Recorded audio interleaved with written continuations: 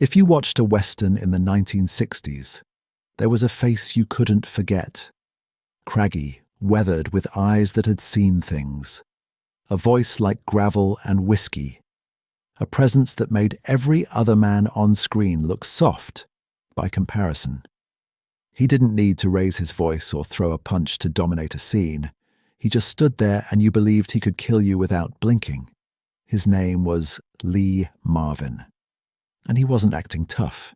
He'd been a Marine, fought in the Pacific, got shot, watched friends die. That wasn't movie violence on his face. That was real war, real death, real trauma that never quite left. This is the story of a man who went to hell in World War II and spent the rest of his life trying to forget it through alcohol, violence, and some of the greatest tough guy performances in cinema history. February 19th, 1924, at in New York City, Lamont Waltman Marvin Jr. was born. His father, Lamont Sr., was an advertising executive. His mother, Courtney, a fashion writer and beauty editor. Upper-middle-class family, cultured, educated. Lee should have had an easy life. But he was a problem child from the beginning. Rebellious, angry, impossible to control. Got expelled from multiple schools for fighting, drinking, causing trouble. His parents didn't know what to do with him. By 18, he'd been kicked out of so many schools they'd lost count. Then December 1941 happened. Pearl Harbor. America entered World War II. And Lee Marvin, angry 18-year-old with no direction, enlisted in the United States Marine Corps. The Marines sent him to the Pacific. Saipan, 1944. Lee was part of the invasion force, and it was hell. Not movie hell, actual hell. Japanese defenders fighting to the death. Machine gun fire, mortars, bodies everywhere. Lee's unit took massive casualties. On June 18th, 1944, Lee was shot. A Japanese sniper's bullet severed his sciatic nerve, hitting him in the buttocks and lower back. He dropped, paralyzed from the waist down temporarily, bleeding out on a Pacific island while the battle raged around him. He thought he was dying. Watched Marines around him actually die. He survived, barely. Spent over a year in naval hospitals recovering, learning to walk again. Received a Purple Heart and medical discharge in 1945. He was 21 years old and had seen more death than most people see in a lifetime. Lee came home broken. PTSD wasn't a diagnosis then. They called it shell shock, or just said you were weak. Lee drank, heavily, constantly. Tried to drown the nightmares, more the flashbacks, the faces of dead friends. He drifted, working odd jobs, plumber's assistant, house painter, truck driver. Nothing stuck. Then, in New York, almost by accident, he stumbled into community theater, took a small role in a local production, and something clicked. Not because he loved acting, but because pretending to be someone else, even for a few hours, let him forget who he was and what he'd seen. Through the late 1940s and early 1950s, Lee worked his way into professional theatre and then film. Small roles, bit parts, usually playing thugs and heavies. His face was too hard, too real for leading man roles, but perfect for villains. In 1953, director Fritz Lang cast him in The Big Heat as a sadistic gangster who throws boiling coffee in Gloria Grahame's face. Audiences were terrified. Lee Marvin wasn't acting. He genuinely seemed capable of that violence. Through the 50s, he became Hollywood's go-to heavy. The Wild One with Marlon Brando in 1953. Bad Day at Black Rock with Spencer Tracy in 1955. The Man Who Shot Liberty Valance with John Wayne and James Stewart in 1962, playing Liberty Valance, one of cinema's most terrifying villains. Brutal, cruel, genuinely evil. But Lee was drowning. The drinking was getting worse. Marriages failed. Married Betty Ebeling in 1951. Divorced 1967 after years of alcoholism and fights. He was violent when drunk, mean, impossible. The war was always there, always in his head. Films were just a distraction, a way to channel the rage and trauma into something productive. But it wasn't enough. Then 1965 changed everything. Director Elliot Silverstein was making Cat Ballou, a Western comedy. Against type, he cast Lee Marvin in a dual role, playing both a drunken, washed-up gunfighter and his evil twin brother.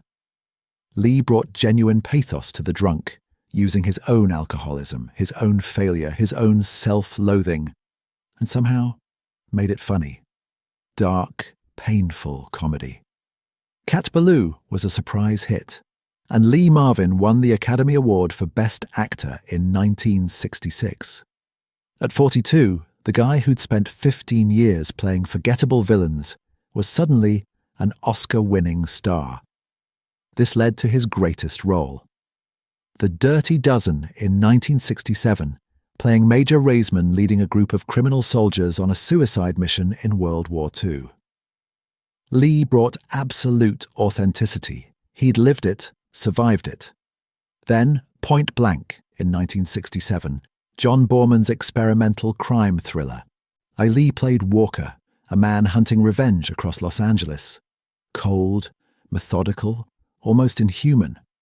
Some critics think Walker is actually dead, a ghost walking through the film.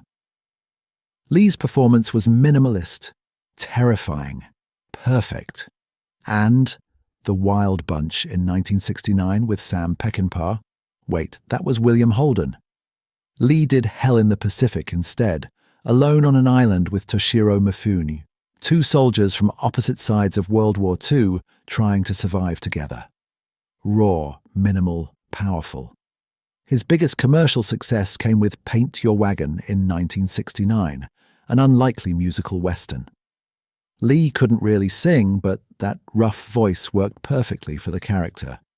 The film was a financial mess during production, but became a cult favorite.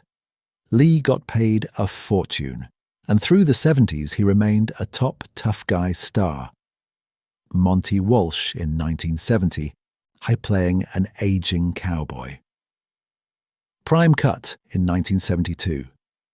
The Iceman Cometh in 1973, John Frankenheimer's adaptation of Eugene O'Neill's play. Lee proving he could handle serious drama. But personally, he was still a disaster. Divorced Betty in 1967 after 16 years. Immediately took up with Michelle Triola, his agent's secretary. They never married but lived together for 6 years. When they split in 1970, Michelle sued him for palimony, a term invented for this case. She wanted half his earnings from their time together, despite never being married. The case dragged on for years. Media circus. Lee eventually won in 1979, but the trial exposed his alcoholism, his violent temper, his failures as a partner. He married Pamela Feeley in 1970 and stayed with her until his death, finally finding some stability. Through the 80s, Lee's health declined. Her years of heavy drinking and smoking caught up. He developed a heart condition. Still worked. The Big Red One in 1980. Sam Fuller's WW2 masterpiece, Lee playing a grizzled sergeant based on Fuller himself. Gorky Park in 1983. The Delta Force in 1986 with Chuck Norris, a ridiculous action film Lee did for the paycheck. His last film was The Dirty Dozen, The Next Mission in 1985, a terrible TV movie sequel. On August 29, 1987, Lee Marvin died of a heart attack in Tucson, Arizona. He was 63 years old. A Marine honor guard attended his funeral at Arlington National Cemetery, buried with full military honors alongside the soldiers he'd served with 40 years earlier. The war that shaped him, traumatized him, gave him nightmares for decades, finally claimed him in the end. Today, Lee Marvin is remembered as one of cinema's greatest tough guys. But tough doesn't capture it. He wasn't performing toughness. He'd lived through things that broke most men. His performances had weight because they came from somewhere real. Watch him in Point Blank or The Dirty Dozen, and you're not seeing acting. You're seeing a man who knew what violence actually cost, what death actually looked like, what war actually did to human beings. He brought that truth to every role, made every punch, every gunshot, every quiet moment of menace feel real because for him, it was. An empty beach somewhere in the Pacific, dawn breaking over the ocean, waves rolling gently onto sand. A Purple Heart medal half buried in the sand catches the first light. And if you listen carefully past the waves, you can almost hear it. That gravel voice. Yen, that Marine who became a movie star but never stopped being a Marine. You're supposed to be some kind of a half-ass astronaut? And you remember, some men play tough guys. Lee Marvin was the real thing. And sometimes being the real thing means carrying wounds that never quite heal, fighting wars that never quite end, and spending your life trying to forget what you survived. Some actors pretend. Lee Marvin remembered. And that made all the difference. So, how do you remember Lee Marvin? As Hollywood's ultimate tough guy, or as the Marine who carried World War II in his bones for the rest of his life? Share with us in the comments. Don't forget to hit that like button and subscribe, so you never miss another journey through Hollywood's most authentic and complicated warriors.